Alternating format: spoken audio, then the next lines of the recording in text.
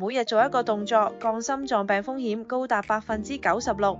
結尾彩蛋話你知，歡迎收睇儲基快訊。今日為你精選醫療收費點慳錢，高蛋白食物點揀，2026年老人防跌標準，儲基如儲金，防跌夠安心。我哋目標6月達到5000訂閱。如果你都想掌握最新健康資訊，記得訂閱、讚好、分享、留言，撳埋旁邊嘅小鈴鐺，咁你就唔會錯過我哋每一個新嘅資訊啦。新聞1：公院加價幾倍，基層市民可以點慳錢？2026年1月1號開始，公營醫療收費改革正式生效。聽到加價，好多人都驚，擔心睇唔起病。但係原來政府有減免機制，而且今次大幅擴闊咗受惠範圍。減免機制受惠人數由原本30萬大增到140萬人，覆蓋全港約2成人口。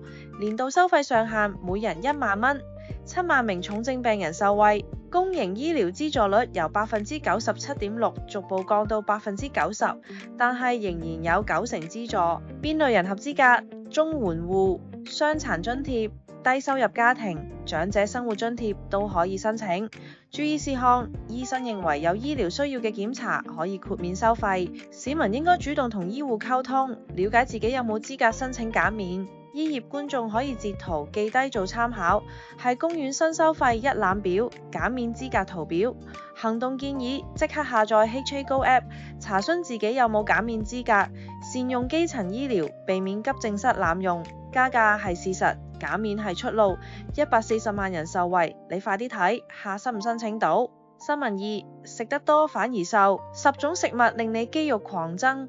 預防肌少症除咗運動，營養都好緊要。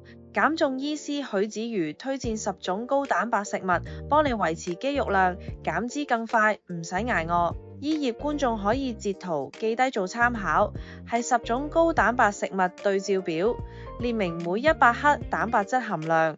注意事項：長者每日蛋白質需求比年輕人高，建議每公斤體重攝取1.2至1.5克。純素者可以選擇天貝、豆腐、豆漿組合，確保氨基酸攝取均衡。行動建議：今日就試下加入天貝或者豆腐，多元化蛋白質來源，預防肌少症，由每一餐開始。新聞3：救命乾貨，2026年老人防跌標準來了，快轉給爸媽看。2026年9月1號開始，中國將會實施一個國家級標準，叫做社區老年人跌倒預防控制技術標準。呢個標準由國家衛生健康委員會發布，係官方強制執行嘅技術規範。標準入面有2個簡單測試，你自己屋企都可以做。第一個叫4米步速測試，行4米如果超過5秒鐘就係唔合格，屬於高跌倒風險。第二個叫計時起立行走測試，你由張椅起身行3米，轉個身行返去坐低，全個過程超過15秒都係高危。呢個標準嘅重點係社區醫務人員會用呢2個測試，將長者嘅跌倒風險分做低、中、高3個級別，俾唔同嘅預防建議。低風險做健康教育，中風險加強運動訓練，高風險就要多學科介入，包括藥物調整、家居改造等等。